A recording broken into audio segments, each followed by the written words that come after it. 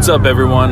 Another Manze's Magic. I told you it was coming real soon, and well, sure enough, I'm here alongside Mike Yazji, my Trust the Process co-host. On the road, back home, just passing LPGA Boulevard here, and we just witnessed probably one of the greatest Magic victories in the last 5 years.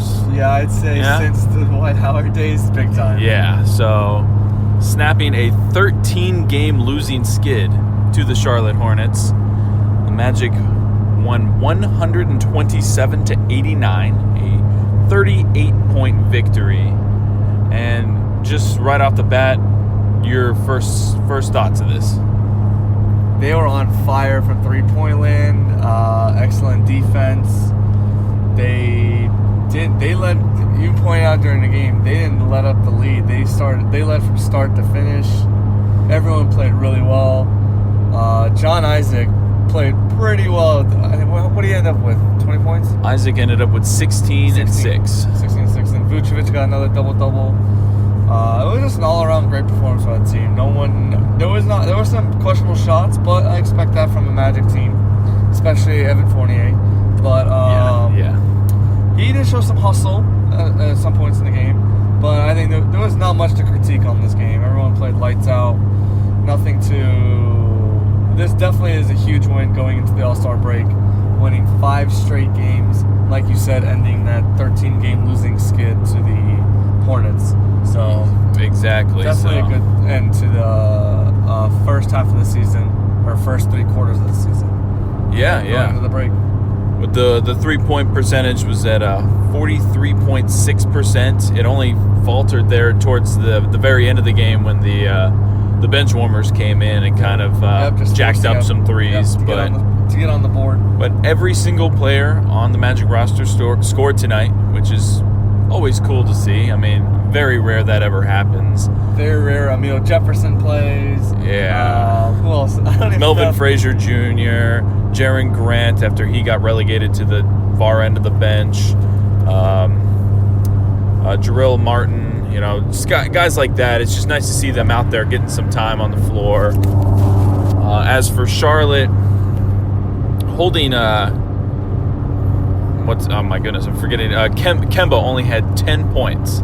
He was 0 for 7 from 3, 4 of 20 on the night. Eat crap, Noah. Yeah, it was a very, very bad performance by him. I mean, no one on Charlotte had a good game per se. I mean, looking here, that they only had 3 guys in double figures. Magic had Isaac, Gordon, Vooch, and Evan, and Awundu all in double figures. Oh, and Terrence Ross. Can't forget him, who led the way with 21. Speaking of Terrence Ross, that dunk on the baseline. If you guys haven't seen it yet, please go on to ESPN or somewhere. It's going to be on SportsCenter's top 10 for sure. Absolutely. That was a wonderful dunk, and right in front of us too. Yeah, so where we were sitting was what section were we? 114. 104. So we're right on the right side behind the Charlotte bench. We're 7-8 rows behind the bench. It was a wonderful view, and sitting that close to the players made me realize how big these players are. They are not tiny. Absolutely not. So we had a great view. I mean, Mike got a free shirt.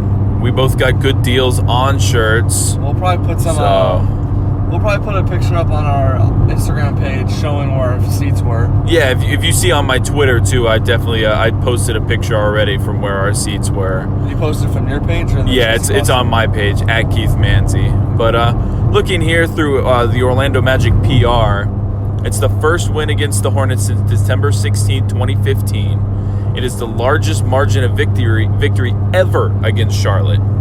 The previous largest was 32 back in 2007.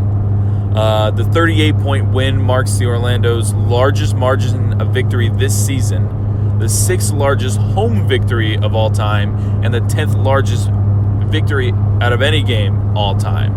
And they've now won 5 straight, which is the first time they've done that since 2015. So this Magic team is going into the All-Star break on a high note. Vooch is on his plane right now to Charlotte as we drive back to Jacksonville. And I really hope this can carry over because we are a half game out of the 8 seed. 3 games back of the 6. So we have about 20 games left, 25 games left? Yeah, so right now, if you're looking at the standings, Philadelphia is that 5th spot. They're not catchable. So the highest we can finish this season would be the 6th seed.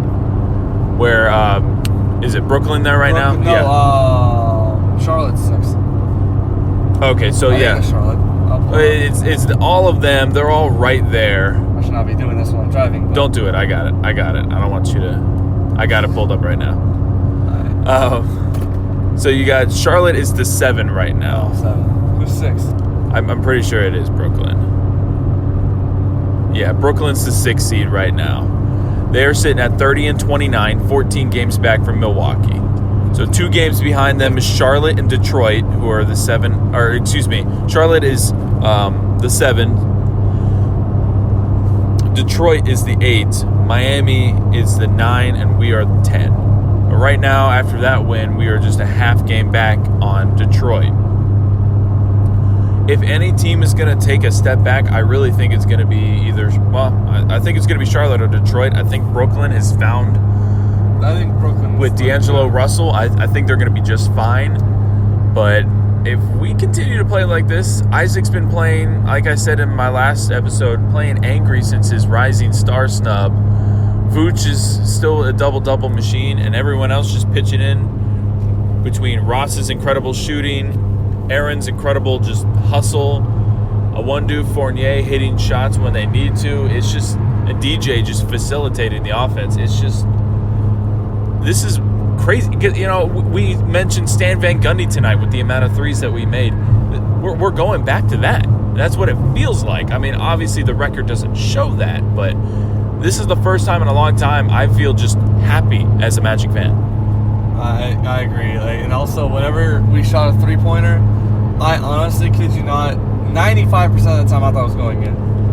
A lot of them looked like they were going in, which is usually because of smart shot selection. You're not seeing the old Magic where they shot up threes just because they needed to. They're taking smart shots. They're taking their time. They're not playing stupid. Now, there's going to be some dumb passes here and there, but it's not like it used to be 2 years ago, 3 years ago. This team is developing quickly, and it's giving these young players that the Magic have that playoff push experience that they desperately need so they can further develop their skill. Like, this is the first time Aaron Gordon, Vucevic, who else? Ross even have had playoff push mentality. So, and then having Isaac and even Bamba watching on the sideline. It's just showing those young stars, like, this is what it takes to get to a playoff push.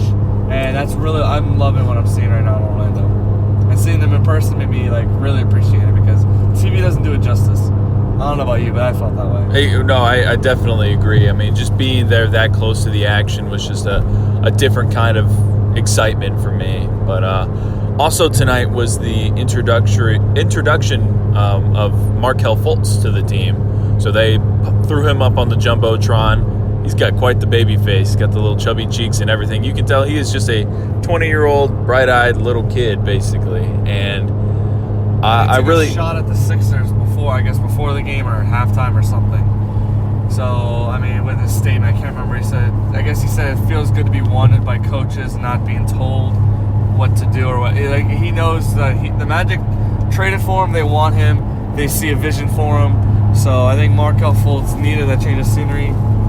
So, and like I texted Keith the other day about it, I think it's gonna prove to be a good pickup by the Magic. But we'll see if he plays at all this year. I doubt he will. We'll wait till next year. But he's definitely a piece to the puzzle as of right now. Agreed. I definitely think it's smart that if he doesn't play right now, I'd rather him fully recover, become 100% confident in himself and his game to where when he does make his debut, it's not going to be just a train wreck and everyone trashes him again. But in the time being, we found that DJ obviously can run the offense, but Isaiah Briscoe as well is really taking his opportunity and run with it with Jaren Grant, who I was so high on at the start of the season, just fell off the face of the earth, and Briscoe has stepped in nice pink shoes tonight for Valentine's Day. Yeah. He stepped up, and he has been a great backup point guard, being able to move the ball with the second unit and really get the ball into the hot hand, which is 90% of the time Terrence Ross. But even getting guys like Kem Birch involved and stuff like that, it's just signs of the future, man. I think Clifford is a really good ball coach. He shows good discipline, but he's not like Scott Skiles where he's disciplined and gets mad and then just stays mad. Clifford gets mad, whips his guys into shape, and then gets back, to where they need to be. Just like Stan Van Gundy, his former head ball coach when he was an assistant here. So I think Stan is obviously a big influence on him, and I think it just fits with the Magic style. So showed tonight 3 and D tonight. Literally, it was 3 pointers, and defense, and it showed tonight. Certainly did. We had quite a few blocks in the game as well. Always nice to see, not just depending on Dwight Howard to block shots. It's always cool to see other people get in involved. Towers down low. We got not tonight, but we only had 2 of them tonight, and Isaac and Vucevic. But the third one will be Bamba whenever he comes back. But this team is definitely going to make a playoff push, I think, and it's going to be very interesting down the stretch. How many games do we have left? What's our record right now? We are sitting at 27-32, I think. We'll stand by. So that's what it says, but I don't know if ESPN has updated that. All right, so 27-32. That is 59 games. So we have 23 more games, maybe 22 more games. We got last 2 months to figure this out. So hopefully the Magic will be in the playoffs, but it's going to be an interesting ride down the last 22, 23 games of the season. Absolutely. And make sure you stay tuned for All-Star Weekend to check out Nick Vucevic in the Skills Challenge, and he is also on Team Giannis, correct? I believe so. Yeah, he is. Because, he's not on Team LeBron. So stay tuned for that. After the All-Star Weekend is over, we come back on the 22nd of February at home again against Chicago. Another classic night. I do want to make mention to that. We got a true blessing in double classic night tonight where the Magic wore their blue throwbacks and Charlotte wore their white pinstripe throwbacks too. It was a beautiful sight to see on the court. It was a very pretty basketball. Maybe Charlotte's game was not all there tonight, but they definitely look good looking bad. Fair enough. On that note, that's all I got tonight. Thanks for listening, guys.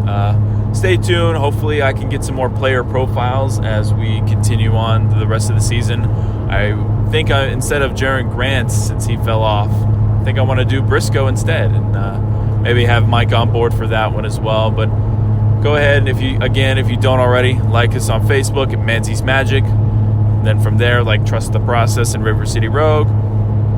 And then follow on Twitter as well. Those accounts don't have one for Manze's Magic, but feel free to follow me at Keith Manze, and then go ahead and plug at Mike Yazji94 as Mike well. Mike _Yazji94. Yep. Or no, it's Mike Yazji _94. I don't know. Whatever my Twitter handle is. He doesn't know his own Twitter handle, folks.